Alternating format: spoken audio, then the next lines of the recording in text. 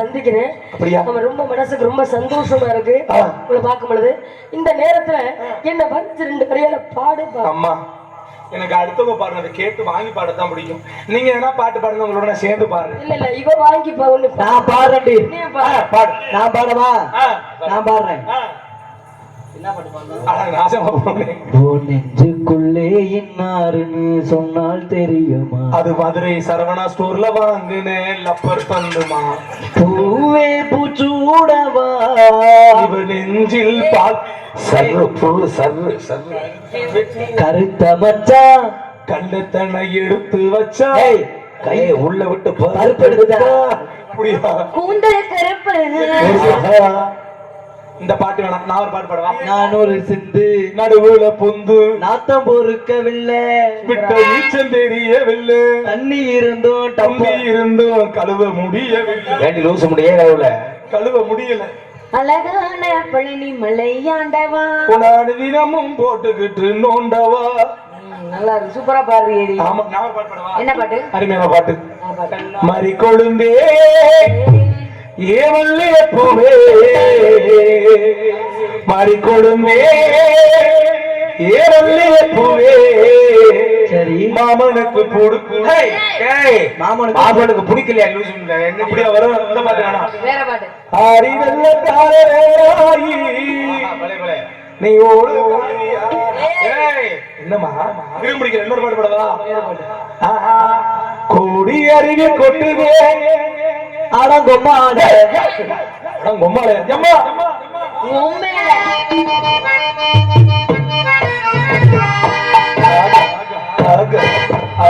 சரி நல்லா பாடுறியப்பா. கூட்டம் வேற இருமா. என் மனசுல ஆசை, என் மனசுக்குள்ள ஒருத்தர் ஆசை இருக்கு. அது வேற விஷயம். சரிம்மா. உன் மனசுல ஆசை இருக்கு. எனக்கு ரொம்ப டைட்டா இருக்குமா. நான் அதை கேட்கவே இல்லை. என்ன பண்ண சொல்றேன்? ஏதோ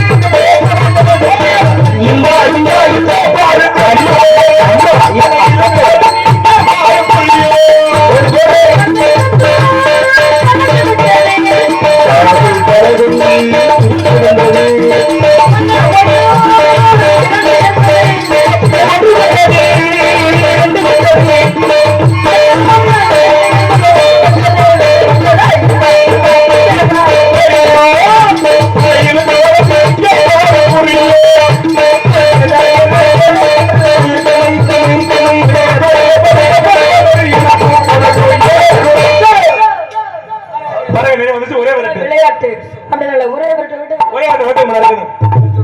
ஆளுகளோ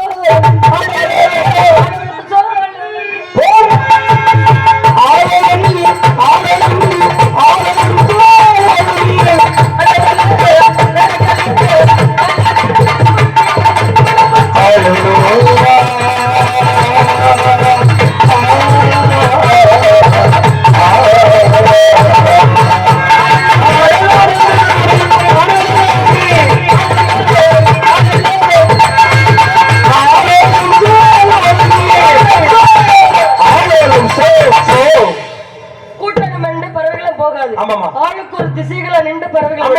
இது என்ன வேள்வி மேலே சாரு தவம் செய்யக்கூடிய முனிவர்கள் வருவாங்க.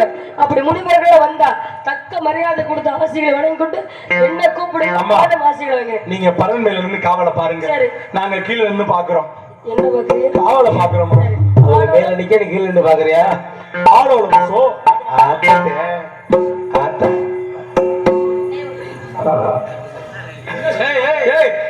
டவுசர் போட்டிருக்கேன் பாவனை வேண்டாம. யாரும் அமுக்குறாப்பல பாக்க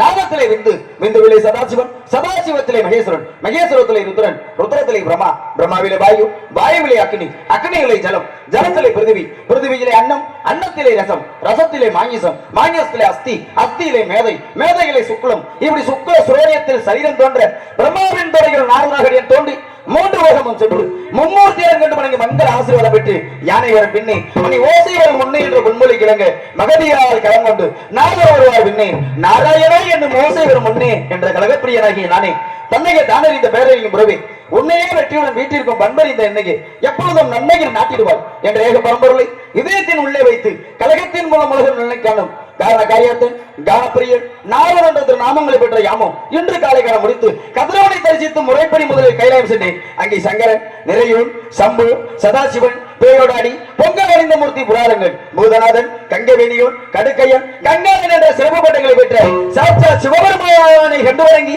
மங்கள ஆசீர்வாதம் பெற்று வைகுண்டம் சென்று எமது பாட்டன் பரந்தானை தரிசித்து பிரம்மலோகம் சென்றேன். பிரம்மலோகத்திலே பிரம்மன் வேதனை படைத்தோம் பிதா விதா விதாதா வானகன் மலருணிந்தன் மண்பொது தந்தை வேதன் இரணியன் கருப்பன் இனியமான உந்தி வந்தோன் குரவநோதி உமத்தனன் கொடியனன் அன்னமூர்த்தி என்ற சிறப்பு பட்டைகளை பெற்ற எனது மூன்றாம் ரவியின் தந்தைமான பிரம்மதேவனையும் கண்டு வணங்கி மக்கள் ஆசீர்வாதம் பெற்று மறுமார்க்கத்தில் தக்கனின் மக்களான அரிய சபாலர்கள் சுபால சபாலர்கள் 11 பேர்களின் கண்டேன். அவர்களோ மக்களின் விருத்திக்கான விரதத்தை கையாள வகையில் அதை மாற்றி நான் பக்தி மார்க்கத்தை போதித்தேன். அதை கண்டு சினம் கொண்ட தக்கனோ என்னை ஓர்நாளைக்கு மேல் ஓர்வம் தங்கினார். உனது சிரமமாக வடிக்க சாலை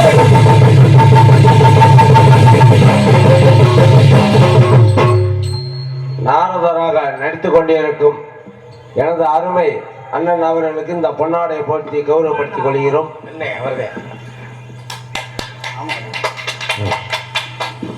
எனக்கு பொன்னாடை போர்த்தி புகழாரம் சுட்டிய மாபெரும் கிராமத்தார்களுக்கும் பெரியவர்களுக்கும் மற்றும் என்னை சுற்றுவட்டார நாடகலா ரசிக மக்களுக்கும் இந்த நாடகத்தின் அமைப்பாளர் மதிப்பிற்கும் மரியாதைக்குரிய அன்பு அண்ணார் கலைமூர்த்தி அண்ணார் அவர்களுக்கும் அவர் குடும்பத்தினருக்கும் மற்றும் ஒரு நாடகத்திற்கு இப்படித்தான் ஒளிபெருக்கி அமைக்க வேண்டும் என்ற முறையில் அற்புதமான முறையில் ஒளிபெருக்கி அமைத்துக் கொண்டிருக்கக்கூடிய அன்பு உள்ளம் கொண்டு அன்பு நெஞ்சங்களுக்கு மனமான நன்றி நன்றி நன்றி விடுத்தாக்கி கொண்டு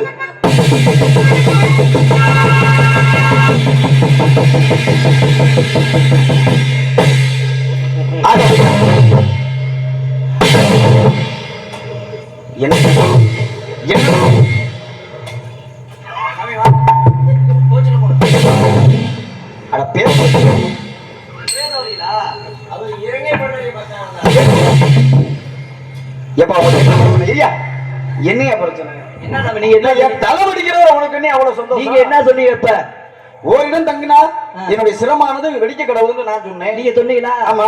எங்களுக்கு அதே சந்தேகம் தான். வர்ற நாரதர் எல்லாமே இதே சொல்றாங்களே தவிர வந்த நாரதர் எந்த நாரதர் தலையை திருக்கி வெடிச்ச பாட்டானா உங்க தலையாச்சு வெடிக்கணும் ஒரு அழுப்பாசையில தான் அடிச்சு விட்டோம். வேற ஒண்ணும் இல்ல. ரூபா நல்லா தெரிஞ்சுக்கங்க. உலகத்துல ஒரு நாரதர் இருக்கவே இந்த உலகம் தாங்கல. ஆக என்னோட தலையை ஏற்பட்டது வெடிச்சுன்னா 1008 நாரதர் உருவானா ஊர் தாங்குமா? ஐயோ உலகம் தாங்குமா? வேணாம் சாமி வேணாம். அதனால நான் ஒரு ஆள் இருந்தாலே போதும் போதும் போதும் போதும். ஓரிடம் இல்லாத வேறிடம் செல்லும் விரதத்தை கையாண்டு வருகிறேன். இந்த பிறவிக்கு முன் 2 பிறவிகள் எடுத்ததில் முதல் பிறவியாக உபமர்கந்தனும் கந்தனனாகவும் இரண்டாவது உலகத்திலே காமாக்கியம் இடத்தில் கலாவதிக்கு மகனாக பிறந்து அங்கு சாது மாற்றத்துக்கு வந்து தங்கிய சன்னியாசிகளுக்கு பணிவிடை செய்து அவர்கள் மூலம் பாகவத தர்ம உபதேசத்தினை பெற்றேன். பெற்ற தாயின் மரணத்துக்கு பிறகு நற்றாவத்தை நாடி வனம் சென்றேன். அங்கே ஹரிபரந்தாமனை தரிசித்து பூதோடலை நீத்து மீண்டும் 3ஆம் பிறவியாக இந்த பிரம்மதேவனின் பாதத்தில் பிறந்து அந்த மூலகத்தையும் விட்டோடி இந்த பூவுலகத்தையும் நாடி குறிஞ்சி நிலம் வந்தேன். என் கழகம் வெற்றி பெற வேண்டுமையானால் அந்த விநாயகமூர்த்தியை வணங்கியாக வேண்டும். அல்லல் போம் பல்வினை போம் அன்னை வயிற்றை பிறந்தார் தொல்லை போம் போகா துயரம் போம் நல்ல குணம் அதிகமாம் அந்த அருணை கோபுரத்திலே வீட்டிருக்கக்கூடிய அந்த கணபதியை கைதொழினாள் என்ற காரணத்தினாலே அந்த வெற்றி விநாயகனை அந்த வீர விநாயகனை அந்த செல்வ கணபதியை வணங்கிவிட்டு பாவதை கவனிப்போம்.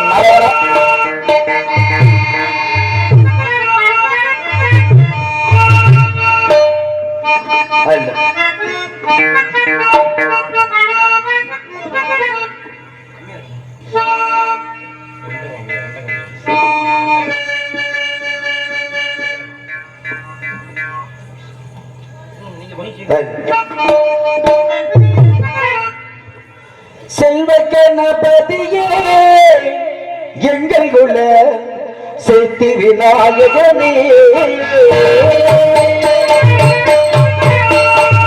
செல்வ கணபதியே எங்கள் குல சேத்தி விநாயகனே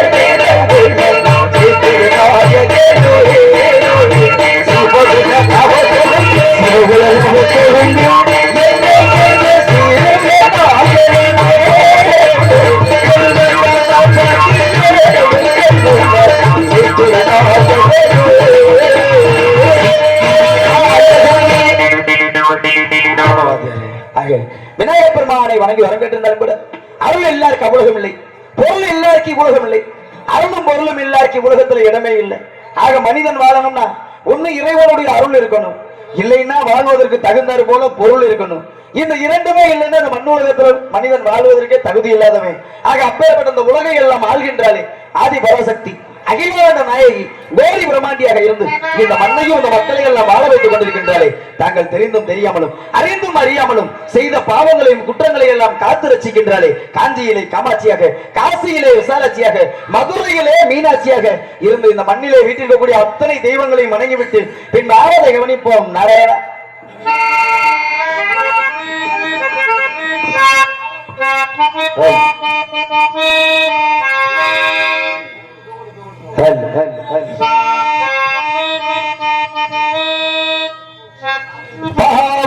பாவமெல்லாம் தீர்ப்பவளே நல்லவளே பிள்ளையம்மா வாடியலும் தேவிலே ஓடி வரும் காளியம்மா மலையே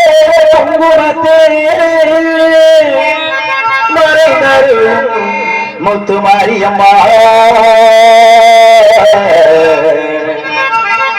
இல்லை காளி சன்னதிக்கு வந்து குறை தீரும் அம்மா.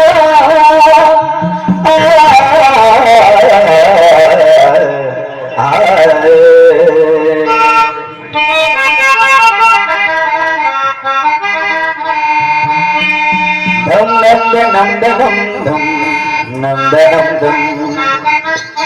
நந்தனம் நந்தனம்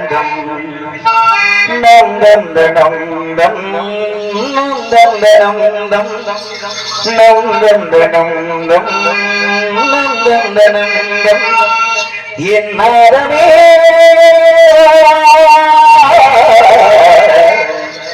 சங்கீத ஜாதி கொள்ளை காணவில்லை, கண்கள் என்னும் பார்வையின்றி பாவையில்லை, சங்கீதமில்லை சாய்வுதானம் காதல் இல்லை என் நாரமே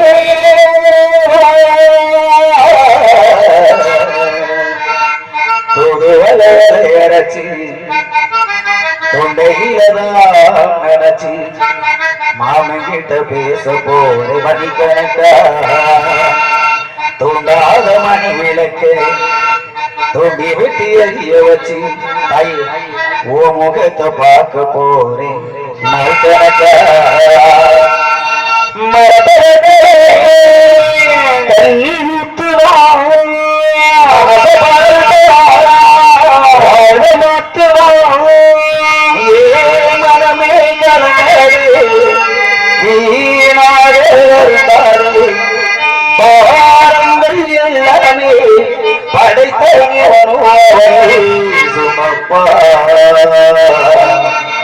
ஓம் சாந்தி ஓம் சாந்தி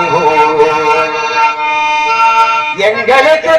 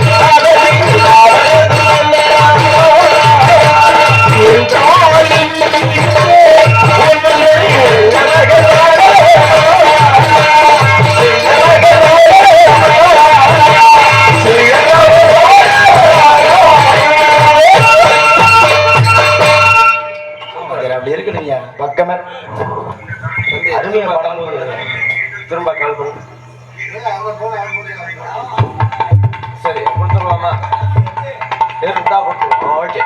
நல்லது ஒரு பேரும் புகழ் வாங்கணும்னா அதற்கு முதல் காரணம் அற்புதமான ஒளிபெருக்கி. அருமையா இருக்கு. சொல்றேன் சத்தியமா சொல்லதே. நான் ஏற்கனவே அண்ணனை சந்திச்சிருக்கேன். அப்பா ஒளிபெருக்கி அப்படியா சந்திச்சிருக்கேன் அண்ணனை. அதனால அற்புதமான ஒளிபெருக்கி. அதற்கு மேலாக உயிரோட்டம், ஒரு பாடலுக்கு உயிரோட்டம் இசை கலைஞர்கள், அற்புதமான இசை கலைஞர்கள். அதற்கும் மேலாக உயிரிலும் மேலான அன்பு ரசிக பெருமக்கள். அது இருந்தாதான் நல்லா இருக்கும். எப்பயுமே எதையுமே கேட்டு வாங்க கூடாது. எப்பயுமே நல்லா இருக்காது. எதா இருந்தாலும் பதவி புகழ் அந்தஸ்து இதெல்லாம் என்ன வரணும், தன்னை தேடி வரணும். எப்பயுமே அதை நாடி நம்ம உயரக்கூடாது. ஆக அப்படியெல்லாம் இருந்துட்டாலும் கூட அற்புதமான ஒளிபெருக்கி நிலையத்திற்கு மனமார்ந்த நன்றி நன்றி நன்றி. ஆக அப்படியெல்லாம் இருந்துட்டாலும் கூட இறந்தாலும் பிறந்தாலும் பேர் சொல்ல வேண்டும். இவர் போல யார் என்று ஊர் சொல்ல வேண்டும். ஒரு மனிதராக மட்டுமே இந்த மண்ணோகத்தில் வாழும் பொழுது என்னவோ பொண்ணும் பொருளும் சொத்தும் சுகமும் இடமும் எல்லையும் தேடி வச்சிருந்தாலும் மனிதராகப்பட்டவை இறந்து போகும் பொழுது கொண்டு போகக்கூடியது இரண்டே விஷயம் தான். ஒண்ணு அவன் செஞ்ச பாவம், இன்னொன்னு அவன் செஞ்ச புண்ணியம். இந்த இரண்டின் அடிப்படையில் தான் மனிதனோடப்பட்டவன் என்னதான் பொண்ணும் பொருளும் சேர்த்து வைங்க, காசு பணத்தை சேர்த்து வச்சு கோடிக்கணக்கில் சேர்த்து வச்சு ஆடை ஆபரணங்கள் எவ்வளவு சேர்த்து வச்சிருந்தாலும் சரி, 100 ஏக்கர் 50 ஏக்கர் சேர்த்து வச்சிருந்தாலும் சரி, சரி எவ்வளவு மாடி மனை கோடி பணம் வச்சிருந்தாலும் சரி, பதவி புகழ் அந்தஸ்து எவ்வளவு வைத்திருந்தாலும் சரி, மனிதனாகப்பட்டவன் போகும்போது கொண்டு போகக்கூடிய ரெண்டே விஷயம் தான். என்னென்ன சார்? ஒண்ணு அவன் செஞ்ச பாவம், இன்னொன்னு அவன் செஞ்ச புண்ணியம். இந்த இரண்டையும் கொண்டு போக முடியும்னா காரணம் இல்லாம அடிப்படை இல்லாம நான் பேச மாட்டேன். காரணம் என்னன்னு கேட்டீங்கன்னா, ஏன்னா ஆடி அடங்கும் வாழ்க்கையிடா 6 அடி நிலமே சொந்தம் இருக்காங்க. மனிதனுக்கு இன்னைக்கு 6 அடி நிலம் கூட சொந்தம் இல்லாத அந்த உலகத்துல வாழ்ந்துகிட்டு இருக்கோம். இருக்கக்கூடிய அத்தனை இடங்களை என்ன பண்ணிட்டாங்க, பிளாட் போட்டு வித்துட்டேன். காரணம் நவீன காலத்துல மனிதனுடைய அவசர வாழ்க்கையில அப்படியெல்லாம் போய்கிட்டு இருக்கு. காரணம் ஆடி அடங்கு வாழ்க்கையோட 6 அடி நிலமே சொந்தம் சொன்னேன்னா, ஆடி அடங்கு வாழ்க்கையில மனிதனாகப்பட்டவே இந்த 6 அடி நிலத்துக்குள்ள போகும் பொழுது எவ்வளவு பெரிய செல்வந்தன்றது பெரிய விஷயம் இல்ல, எவ்வளவு பெரிய சொத்துக்காரன்றது பெரிய விஷயம் இல்ல, என்னதான் பதவி புகழ்ல இருந்து பெரிய விஷயம் இல்ல. அப்ப 4 பேர்த்தாச்சும் சம்பாதிச்சு வைக்கணுமா? இந்த உலகத்துல 4 பேர்த்த சம்பாதிச்சு வைக்கணும்னா கூடி வாழ்ந்தால் கோடி நன்மை பெரியவங்க சொல்லிட்டாங்கன்னா சாதாரண விஷயம் இல்ல. கூடி வாழ்ந்தால் கோடி நன்மைனா பொண்ணும் பொருளையும் கோடி கணக்குல நம்மளுக்கு சொத்தா வந்து சேரப்போது அதெல்லாம் கிடையாதியா. உலகத்துல மனிதனாகப்பட்டவை இறந்து போகும் பொழுது ஒரு 4 பேராச்சும் சம்பாதிச்சு வைக்கணும்டா. அந்த 4 பேர் யாரும் தெரியுமா?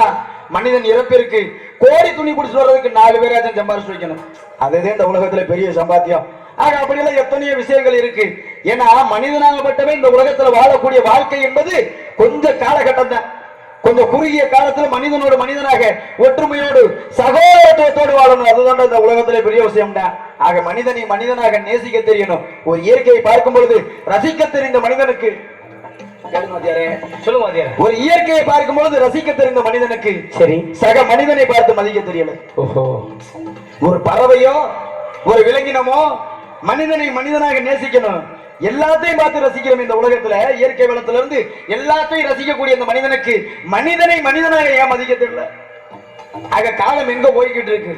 ஏன்னா நவீன காலம். இந்த நவீன காலத்துல இன்னைக்கு மனிதனை மதிக்க முடியாத காலம் வந்துகிட்டு இருக்கு. ஆக அப்படி எல்லாம் இருந்துட்டாலும் கூட வாழ்வது என்பது ஒரு முறைதான். எதை கொண்டு வந்தோம், எதை கொண்டு செல்ல, எது என்று நம்முடையதோ நாளை அது மற்றவரோடாக மாறிடுது. இன்னைக்கு பெத்த அப்பனுக்கு சொத்து இருந்தாலும் பெத்த புள்ள கூட கொல்லி போடுறேன். பாத்தீங்களா?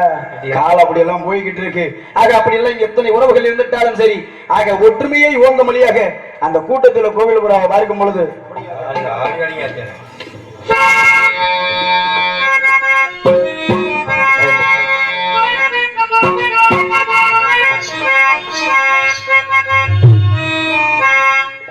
கூட்டத்திலே யாரை எங்கு தேடுமா கொலுசு சத்தம் கேட்கையிலே மனம் தந்தி அடிக்கிறது குமரி பெண்ண பார்க்கையிலே ஓடி மின்னல் அடிக்கிறது.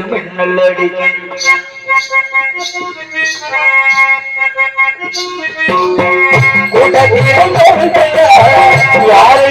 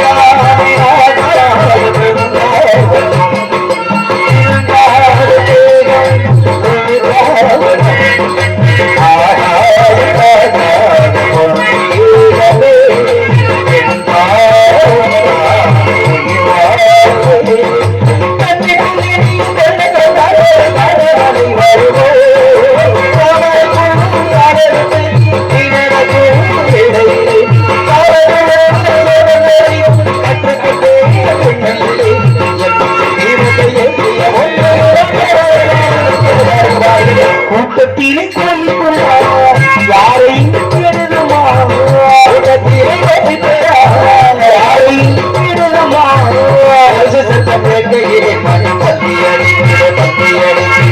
கூறிக்குள்ள காட்டையிலே ஒரு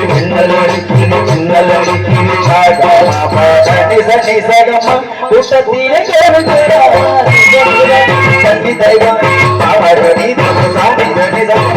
கூட்டத்திலே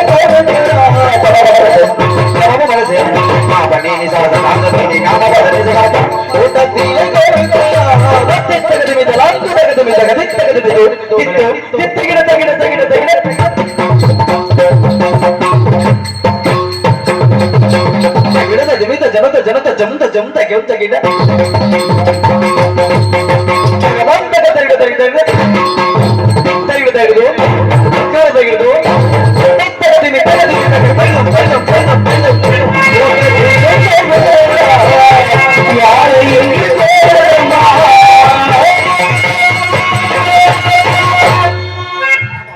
நன்றி நன்றி நன்றி அற்புதமான பட்டமேல கலைஞர்களுக்கு கைதட்டு தான் கொடுங்கண்ணே, எனக்கு வேண்டாம்னே. பட்டமேல கலைஞர்கள் கொடுங்கண்ணே. அற்புதமான ஒளிபெருக்கி அற்புதமான இசை கலைஞர்கள் அப்படி இருந்தா தானே நல்லா இருக்கும். ஆக இருந்துட்டாலும் கூட நின்று கொண்டிருக்கும் நிலத்தின் குளிர்ச்சியும் நீண்டு உயர்ந்த விருட்சங்களின் அழகினை பார்க்கும் பொழுது 1000 நாமம் படைத்த ஆதிசேடன் எடுத்துரைத்தாலும் மிகையாகாது.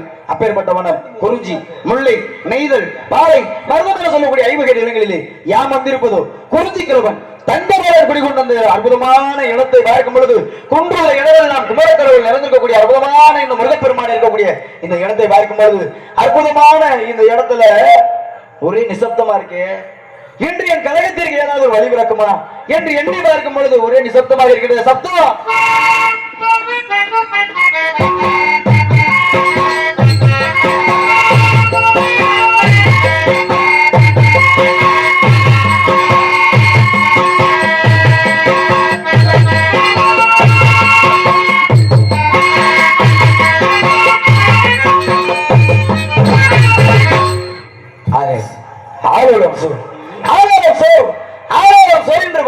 யாராக இருப்பார் அந்த மங்கை என்று எண்ணி பார்க்கும் பொழுது பரமீதர் என்று கையிலே கவன் கொண்டு ஆலோலம் ஆலோலம் என்று வருகின்றார்.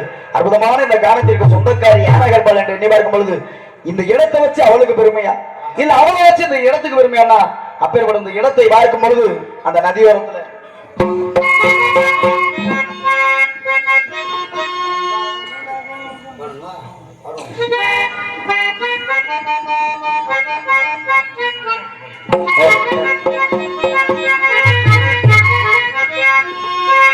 நதியோரம்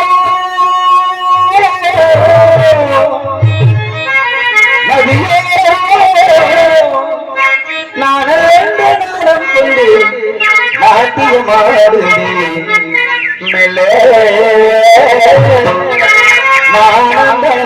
ஆனந்தம் என் சொல்லே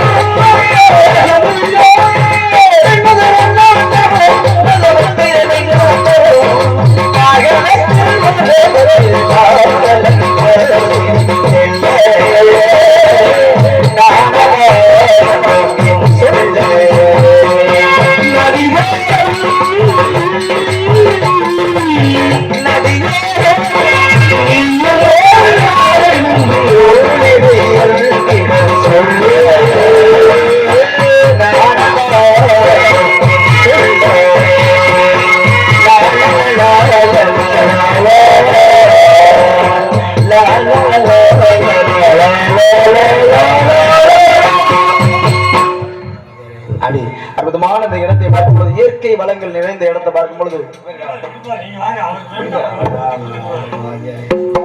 அப்படி எல்லாம் இருந்துட்டாலும் இந்த உலகத்திலே ஆணுக்கும் பெண்ணுக்கும் இருக்கக்கூடியது 32 லட்சணங்கள் பொருத்தி இருக்கணுமா? 32 லட்சணமா என்னன்னு அழகுயா. 32மே லட்சணம்னா அழகு. அழகு பொருந்தியவள் தான் பெண்ணரசி. அதே போல ஆணுக்கும் அழகு எனக்கூடிய 32 லட்சணம் இருக்கணும். ஆக இப்படி எத்தனை லட்சணங்கள் இருந்துட்டாலும் கூட இந்த உலகத்திலேயே 32 லட்சணமும் பொருந்திய ஒரே அழகை யார் தெரியுமா? யார் தெரியுமா உங்களுக்கு? இந்த நவநீத கிருஷ்ணன் தான். வாய்க்கு வந்தெல்லாம் சொல்லக்கூடாது. நவநீத கிருஷ்ணனா நீங்க யார சொல்றீங்க? யாரு நீங்க தானே? நான் இந்த இடத்துல நாரதன்யா. என்னையா? என் பாட்டன் மகாலட்சுமியா கிருஷ்ணன் கண்ணே. ஆமா, அவர் தான் 32 லட்சணமும் பொருந்திய ஒரே அழகே. இந்த குனிய வச்சு வேணா எடுப்பாரு. எல்லா வெண்ணையும் எடுப்பாப்புல. குனிய வைக்கிறதுனா ரொம்ப பெருசா, ரொம்ப பிடிக்கும். ஆமா, நல்லா இருப்ப நீ, நல்லா இருப்பா, அப்படியே இருப்பா. ஆமா, நீ ஆக 32 லட்சணமும் பொருந்திய ஒரே அழகை யார கேட்டீங்கன்னா என் பாட்டன் மகாவிஷ்ணு. அந்த கண்ணே, அந்த கிருஷ்ணே, அந்த பரந்தாமனுடைய புகழை பாடணும்னா எத்தனையோ விஷயங்களை சொல்லிக்கிட்டே போகலாம். அது அப்படி எல்லாம் வந்துட்டாலும் கூட லீலைகளுக்கு மன்னன் யாருன்னு கேட்டீங்கன்னா அவர்தான் பாருங்க. லீலைகளுக்கு மன்னன் என்ன யாரு தெரியுமா? லீலைனா என்னது? லீலைனா தெரியாதா? காதலியா. ஓஹோ, காதல் இளவரசன் யாரு தெரியுமா? யாரு? அவரும் என் பாட்டன் பரந்தாமன் தான். சரி. அம்மா, அப்படி இந்த காதலை எடுத்து சொல்லியிருந்தா எப்படி எல்லாம் இருக்கு தெரியுமா? எப்படி?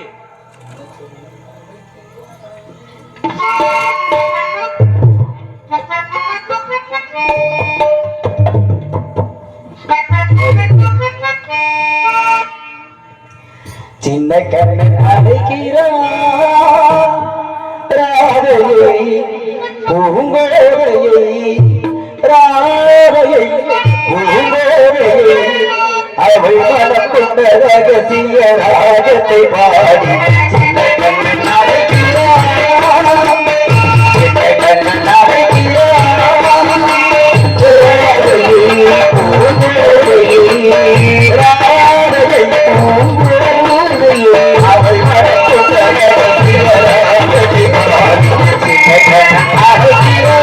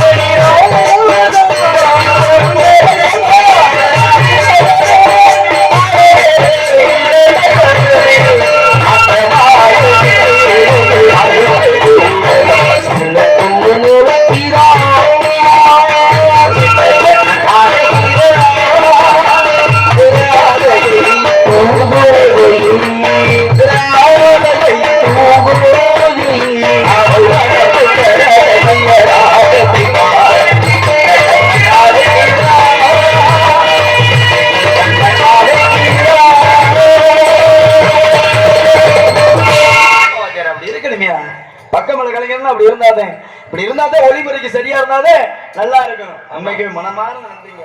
அப்படி இருக்கணும்யா. அப்படி எத்தனை ஏன்னா உற்றார் உறவினர் போற்றப்பட வேண்டும், உறவுகள் மதிக்கப்பட வேண்டும். உறவுகள்னா எப்பேற்பட்ட உறவுகள்லாம் இருக்கு தெரியுமா? இன்னைக்கு உறவுகள்லாம் மாறிடுச்சு. எப்படி? அன்னைக்கு உறவுகள்லாம் எவ்வளவு ஒற்றுமையா இருந்தாங்க. சரி, இன்னைக்கு உறவுகள்லாம் மாறிடுச்சு.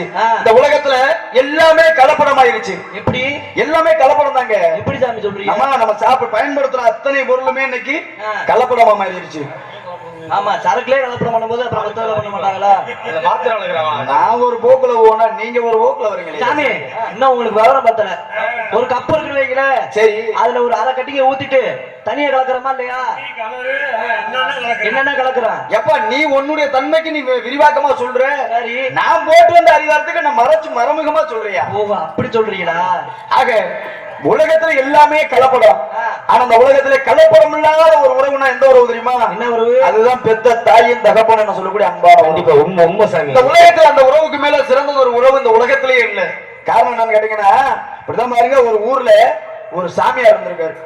இந்த சாமியார் என்ன பண்ணுவாரு, அவர் மடத்துல தங்கி இருந்து அங்க இந்த ஊர்ல நடக்கக்கூடிய நல்லது கெட்டது எல்லா விசேஷங்களுக்கும் போய் கலந்துக்குவாரா. சரி இறப்பா இருந்தாலும் போயிருவாரு, நல்ல விஷயங்கள் நடந்தாலும் போயிருவாரு. சரி அப்படி எல்லா இடத்துக்கும் போறவர் பாருங்க, ஒரு வீட்டுல வாழக்கூடிய தகுந்த ஒரு வயசுல ஒரு வீட்டு தலைவன் பாருங்க, இளம் வயது 35 வயசு நிறைந்த ஒரு வாலிபன், திருமணமாகி 1 வயது ஆகுது அந்த பையனுக்கு, குழந்தைக்கு. அப்படி ஒரு மனிதன் இறந்து போயிடாரியா. இறந்து போற நீமே பாவம் இந்த துக்கத்தை கேட்டுட்டு இந்த சாமியார் நேர வீட்டுக்கு போறாரு. அங்க போறாரு. ஆமா, நேரம் வீட்டுக்கு போறாரு, துக்கம் நடந்த வீட்டுக்கு போறாரு. சரி அப்படி போய்கிட்டு இருக்க வழியில பாருங்க, கட்டிய மனைவி காலை தழுவி அழுகிறா. சாமி, உங்ககிட்ட உள்ள அந்த மந்திரத்தை எல்லாம் பயன்படுத்தி எத்தனையோ ஒரு விசித்திரமான விஷயங்கள்லாம் செய்றீங்க. ஆக என்னுடைய கணவனுடைய உயிராகப்பட்டதை மீட்டு கொடுங்கன்னு சொல்லி அழுகிறா. சொந்த வந்த உற்றார் உறவினர் அங்காளி பங்காளி பூரா அழுகிறேன். அதே மாதிரிங்க நேரம் வராரு, ஏமா நீ போமா நான் வீட்டுக்கு வரேன் அப்படின்னு சொல்லிட்டு நேரம் வீட்டுக்கு போறாரு. அப்படி வீட்டுக்கு போகும்போது சொந்த பந்தமா கூடி இருக்காங்க. அப்படி கூடி இருக்க இடத்துல பாருங்க, நேரம் போய் இந்த சாமியார் உட்காராரு. எல்லாரும் அழுகுறா, அப்படியே அழுது அதிர்ச்சியில அழுதுட்டு கிடக்குறாங்க. அப்படி அழுகும் பொழுதுதான் பாருங்க, எல்லாரும் அழுகை நிப்பாட்டுங்க, அழுகை நிப்பாட்டுங்க. எல்லாரும் இப்படி செத்த வீட்டுல போய் அழகு நிறுத்த முடியுமா? ஆமா, சொல்லி காரணம் போயிருக்காரு சாமியாரு. அப்படி என்ன சொல்ல போறாரு? உயிரை காப்பாத்துறதுக்கு தான் போயிருக்காரு. சரி அப்ப பாருங்க சொல்றாரு, எப்பா எல்லாரும் கொஞ்ச நேரம் அமைதியா இருங்க, யாரும் அழுக கூடாது, இவனுடைய உயிர் பொழைக்கணும், அதான உங்களுக்கு வேணும். ஆமாங்க, வாழக்கூடிய வயசுல இறந்து போயிட்டாங்க, எப்படியாச்சும் நீங்க இந்த உயிரை கொடுத்துருங்க அப்படின்னு சொல்ல. சரி அப்ப பாருங்க என்ன செய்யறாரு, ஒரு பாத்திரம் நிரம்ப தண்ணி கொண்டு வர சொல்றாரு. சரி ஒரு பாத்திரத்தை எடுத்து வச்சு அது நிரம்ப தண்ணி கொண்டு வர சொல்லி ஒரு சில மந்திரங்களை சொல்லி அப்பதான் சொல்றாரு, எப்பா நீங்க சொன்னது போல அவனுடைய உயிரை நான் எழுப்பிக்க போறேன், மீண்டும் அவனுக்கு உயிர் கொடுக்க போறேன். சரி அப்படி நான் உயிரை கொடுக்கணும்னா இந்த பாத்திரத்துல இருக்க தண்ணியை யாரு குடிக்கிறாங்களோ அப்பதான் அவன் உயிர் உழைப்பான்னு சொல்ல. சரி என்ன பண்ற, அடைச்சுக்கிட்டு மண்ணு கட்டுறாங்க. ஆமா, மனைவி பாக்குறா தண்ணியில பாக்குறா, மனைவி பாக்குறா, என்னை கட்டிய கணவன் இறந்து போயிட்டான், அதனால நானே தண்ணியை குடிக்கிறேன், என்னோட கணவன் எந்திரிச்சு வரட்டும் அப்படின்னு சொல்றா. அங்காளி பங்காளி பூரா சொல்றா, பங்காளி பகுத்தாளி பூரா பேர் சொல்றேன், நான் குடிக்கிறேன் நீ குடிக்கிறேன். சொந்த வந்தான் மாமே மச்சனே, பொண்ணு கொடுத்தவன் பொண்ணு எடுத்தவன் பூரா நான் குடிக்கிறேன் நீ குடிக்கிறேன் சண்டைக்கு வர்றேன். அப்பதான் பாருங்க, ஒரு சின்ன நிபந்தனை சொல்றாரு சாமியார். அதுலயே ஒரு நிபந்தனை வைக்கிறாரு. என்னடான்னு கேட்க, அப்பதான் பாருங்க, எப்பா இந்த தண்ணியை குடிக்கிறதுனால ஒரு பிரச்சனையும் இல்ல, இந்த தண்ணியை குடிச்சா அவன் உசுறு பொழைச்சிருவேன், ஆனா இந்த தண்ணியை எவன் குடிக்கிறான்னு அவன் உயிர் போயிரும்டான்னு சொல்ல. பூரா பேரும் பறந்துட்டான், பின்வாங்கிட்டாங்க, பூரா பின்னாடி போயிட்டாங்க. என்னடா அப்படி கொடுமையா இருக்க. அவன் சாமியார் கேட்கறாட்ட, பூரா பேர் அடிச்சுட்டு கிடந்தேல, நான் என் தங்கச்சியை கொடுத்துட்டு என் தங்கச்சி நாளைக்கு விதவையா போயிருவான்னு சொல்லிட்டு மச்சனை நீ வந்தேலடா, நீ எடுத்து குடியா, நீ வேற போயா, ஏன் முண்டாடி புள்ள எவன் பாப்பேன் உயிர்ல சாமி சும்மாவா அப்படின்னு சொல்லிட்டு அவன் போக. கட்டிய மனைவி ஏமா போல நேரம் காலில் விழுந்து புலம்புனிய, நீயாச்சும் இந்த தண்ணியை குடிச்சிட்டு உன் புருஷனுக்கு உயிரை கொடுமான்னு சொல்ல. உன் புருஷன் தானே அப்படின்னு சொல்ல. அப்பதான் பாருங்க, அவன் செத்து போய் நான் இருந்தாலும் என் புள்ள குட்டியில பாப்பேன், நாளைக்கு அவன் உசுரா பொழைச்சு நான் செத்து போயிட்டேன்னா அவன் இன்னொரு கல்யாணம் பண்ணி அவன் நல்லா இருப்பேன், என் புள்ள குட்டியில பூரா ரோட்ல விட்டுருவான்டா, பொண்டாட்டி மாட்டேன்னு சொல்லி பொண்டாட்டி பேசாம பொண்டாட்டிக்கு பயம் வந்துருச்சு. பெத்த அப்பமே அண்ணன் தம்பி பூரா நிக்கிறான். இந்த அண்ணன் தம்பி அப்பனை கூப்பிட்டா, நீங்களாச்சும் ஒருத்தன் குடிங்கடா, அவன் பாவம் வாழ வேண்டிய பையன், அவனாச்சும் பொழைச்சுக்கிட்டோம்னு சொல்ல. ஏப்பா நான் இறந்து போயிட்டேன்னா அதுக்கு முன்னாடி ஏன் பொண்டாட்டி கிடக்குறான், கடைசி காலத்துல அவளுக்கு எவனும் கஞ்சி ஊத்த மாட்டேன், இருக்கிற வரைக்கும் நான் தான் எங்க அப்பா, அதனால நான் குடிக்க மாட்டான்னு பெத்த தகப்பேன்னு சொல்ல. அண்ணன் தம்பிட்ட கேட்ட அவனும் முடியாதான்னு சொல்லிட்டேன். சரி, சொந்த வந்த அங்காளி உங்காளி எவனாச்சும் நீங்களாச்சும் முடியலன்னா அவனும் மாட்டேன்ட்டேன்.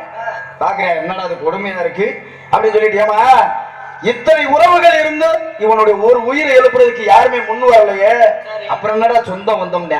அவன் பாருங்க, அதுல அழுது புலம்பி மயக்கம் அடைஞ்சு போய் கிடந்தால பெத்த தாய். இந்த விவரத்தை பூரம் பாக்குறான். இந்த விவரத்தை எல்லாம் பார்த்துக்கிட்டு இருந்தவ என்ன பண்ணா, மெல்ல மெல்ல எழுந்து வந்து அந்த பாத்திரத்தில் இருக்கக்கூடிய தண்ணியாகப்பட்டதை குடிச்சிட்டு தன் உயிரையும் மயத்து கொண்டு பெத்த பிள்ளைக்கு உயிரை கொடுத்தா. அப்பேற்பட்ட அந்த உறவு இந்த உலகத்துல எங்கேயாச்சும் கிடைக்குமா? அந்த இடத்துலதான் அப்ப தாத்தா இருக்கா. அதாயா உண்மை. இந்த உலகத்துல எத்தனை தெய்வங்கள் இருந்துட்டாலும் நம்மளுக்கெல்லாம் கண்கண்ட தெய்வம் யாருன்னு கேட்டீங்கன்னா அவதான் பெத்த தாய். இந்த பெத்த தாயின்னு ஒருத்தி இல்லைன்னா எவ்வளவு பெரிய ஆளாக இருந்தாலும் சரி, எவ்வளவு பெரிய சொந்த பந்தத்தோட கூடி வாழ்ந்தாலும் சரி, பணம் பத்தும் செய்யும். பணம் இருந்தா நம்மை தேடி 1000 உறவுகள் பின்னாடி வரும். இந்த பணம் இல்லாட்டி கூட பிறந்த உடன்பிறப்பு கூட நம்மளை மதிக்க மாட்டேன். ஆக பணம் தான் எல்லாமே. அப்படி இருக்கக்கூடிய இந்த உலகத்திலையும் பாருங்க, பெத்த தாயின்னு ஒரு அன்பு உள்ளம் இல்லைன்னா அவன் எவ்வளவு பெரிய ஆளாக இருந்துட்டாலும் அனாதானே. அப்பேற்பட்ட அந்த தாயை வணங்கி விட்டு, அந்த தாயை போற்றி விட்டு சந்திக்க வேண்டியவர்களை சந்திப்போம் என்ற காரணத்தினால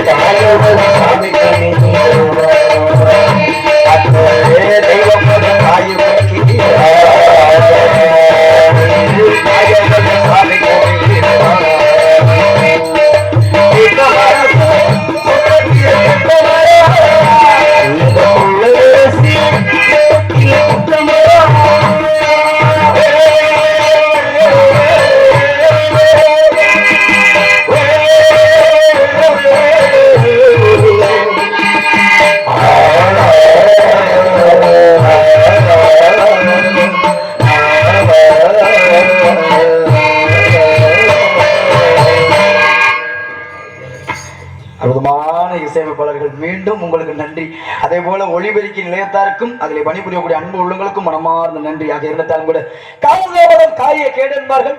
காலமறிந்து நடக்காதவன் கோலமரியா குரங்கு கோப்பு என்று எங்க அப்பா அன்னைக்கே ஒப்பு வச்சிருக்காருன்ற காரணத்தினால சந்திக்க வேண்டியவங்களை சந்திக்கணும், சிந்திக்க வைக்க வேண்டியவர்கள் எல்லாம் சிந்திக்க வைக்கணும்ன்ற காரணத்தினால யாரோ ஒரு ஆடவன் அங்குமிங்குமாக விளாவிக் கொண்டிருக்கின்றான். அன்னவனையும் சந்திக்க வேண்டும், அவனுடைய உட்காரத்தை யூகிக்க வேண்டும் என்ற காரணத்தினால